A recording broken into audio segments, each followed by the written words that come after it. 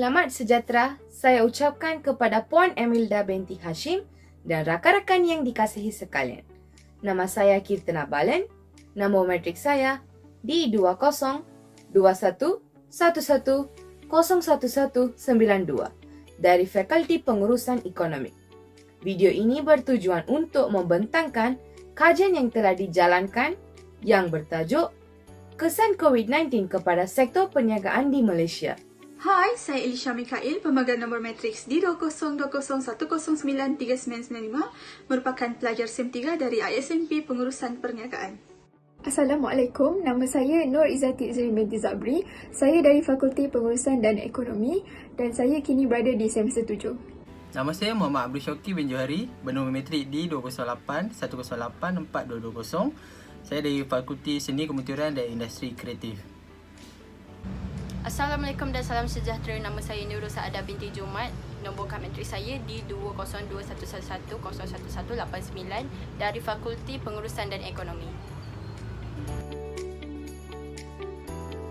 Perniagaan adalah didefinisikan sebagai sebuah bentuk organisasi yang sah dan diiktiraf untuk menyediakan barangan dan perkhidmatan kepada pelanggan. Sektor perniagaan merupakan salah satu sektor yang terjejas dalam pandemik COVID-19 ini. Sektor perniagaan adalah penting kerana ia bertanggungjawab untuk mengurangkan barangan. Contoh-contoh sektor perniagaan ialah makanan dan minuman, percetakan dan penerbitan, pendidikan dan sebagainya. Dengan ini, sektor perniagaan adalah turut terlibat dalam menjana pembangunan ekonomi negara dengan menyumbang kepada peningkatan KDNK dan penggunaan manusia serta mengurangkan kadar pengangguran negara. Oleh itu, kami menjalankan kajian soal selidik tentang kesan COVID-19 terhadap penduduk di 5 buah lokasi iaitu Bukit Mertajam Pulau Pinang, Sandakan Sabah, Kulim Kedah, Batangkali Selangor dan Pantai Dalam Kuala Lumpur. Hampir 3 tahun penularan COVID-19 melanda dunia dan tidak siapa dapat menjangka bahawa ia akan memberikan kesan terhadap landscape ekonomi dunia. Kerajaan telah mengarahkan perintah kawalan pergerakan dan arahan bekerja dari rumah bagi mencegah penularan wabak tersebut. Hal ini telah menyebabkan ekonomi negara lumpuh seketika dan banyak industri dan perniagaan turut menerima kesan. Para usahawan dan peniaga turut menerima tempias apabila perniagaan mereka tidak dapat dijalankan seperti biasa.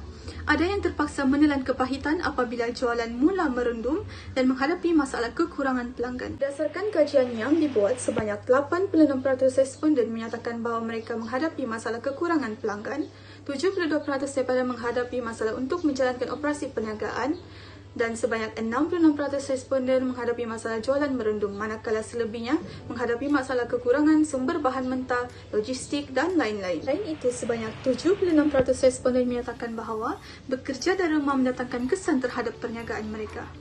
Hal ini demikian kerana mereka menghadapi masalah kekurangan pelanggan kerana perintah kawalan pergerakan dan arahan bekerja dari rumah telah menghadkan pergerakan orang ramai untuk keluar selain memberi kesan kepada hasil jualan dan operasi perniagaan mereka. Kajian ini juga turut meliputi kesesuaian operasi dalam menjalankan perniagaan serta jenis pembayaran yang boleh dibuat pada norma baharu. Berdasarkan hasil kajian dan soal selidik yang telah dianalisis, sebanyak 43% responden telah memilih untuk menjalankan perniagaan secara bersemuka. Hal ini disebabkan oleh mereka percaya bahawa ia dapat memudahkan proses penjualan di mana pelanggan dapat melihat produk secara realiti, mewujudkan hubungan dengan pelanggan yang lebih mesra dan meningkatkan keuntungan jualan harian. Manakala sebanyak 39% daripada mereka memilih untuk menjalankan perniagaan secara atas talian disebabkan oleh kos operasi yang lebih jimat, memudahkan proses promosi produk serta waktu operasi yang tiada batasan.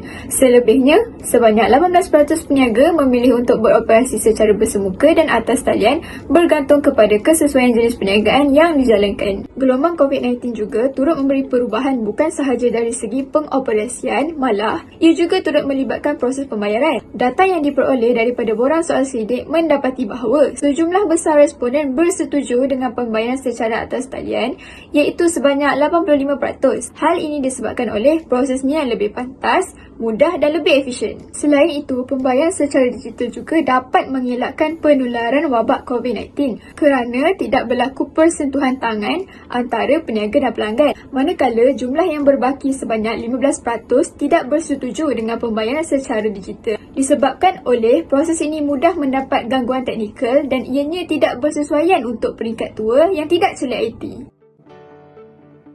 Berdasarkan hasil kajian dan soal sidik yang telah dianalisis, perkhidmatan penghantaran seperti Foodpanda dan GrabFood jelas sekali dapat meningkatkan keuntungan jualan penjual dari masa ke semasa. Sebanyak 78% responden memilih ya dengan penggunaan perkhidmatan penghantaran dapat meningkatkan keuntungan mereka.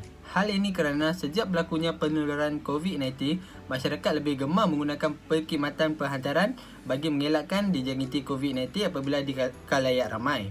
Dan selebihnya, sebanyak 22% responden memilih tidak bukan kerana tidak bersetuju, tetapi perniagaan mereka sama sekali tidak terlibat dengan perkhidmatan penghantaran. Okey, seterusnya, gelombang COVID-19 telah memberi impak yang besar kepada keseluruhan perniagaan. Ramai peniaga yang telah terkesan akibat daripada penularan COVID-19. Oleh itu, cadangan-cadangan alternatif perlu dikemukakan untuk meningkatkan semula keuntungan perniagaan.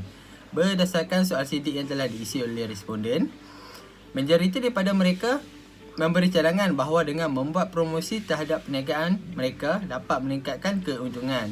Selain itu, menambah baik dari segi kualiti perniagaan. Dan cadangan yang terakhir adalah menghargai pelanggan setia mereka dengan memberi kelebihan kepada mereka untuk terus menjadi pelanggan setia. Berdasarkan kajian yang telah dibuat tentang bagaimana pihak kerajaan Malaysia boleh membantu mengurangkan impak penularan COVID-19 terhadap perniagaan, kami telah mendapati bahawa sebanyak 48% responden menyatakan bahawa dengan pemberian bantuan kewangan dapat membantu mengurangkan impak penularan COVID-19 terhadap sektor perniagaan. Hal ini kerana pada waktu berlakunya penularan COVID-19 ini, kebanyakan pengeluar mengalami kekurangan dari segi kewangan. Hal ini menyebabkan banyak peniaga mengalami kesukaran untuk meneruskan operasi perniagaan mereka. Dengan bantuan kewangan, ia dapat membantu mereka untuk meneruskan perniagaan mereka yang seterusnya akan memulihkan semula sektor perniagaan. Kesimpulannya, kesan COVID-19 telah memberikan impak yang sangat besar kepada sektor perniagaan di seluruh dunia. Hampir semua negara pada ketika itu mengalami kemelesetan ekonomi disebabkan pelaksanaan Perintah Kawalan Pergerakan iaitu PKP yang dibuat sebelum ini menyebabkan banyak sektor perniagaan tergendala atau terhenti. Oleh yang demikian, pihak kerajaan perlulah mengambil berat dalam membantu meringankan beban para peniaga dengan memberikan bantuan-bantuan khas untuk membantu membangkitkan semula sektor perniagaan di Malaysia. Akhir sekali, semua pihak haruslah bergantung bahu dalam bersama-sama membantu ekonomi untuk kembali pulih melalui menyokong perniagaan dan produk tempatan. Tak kata pepatah, bersatu kita teguh, bercerai kita roboh.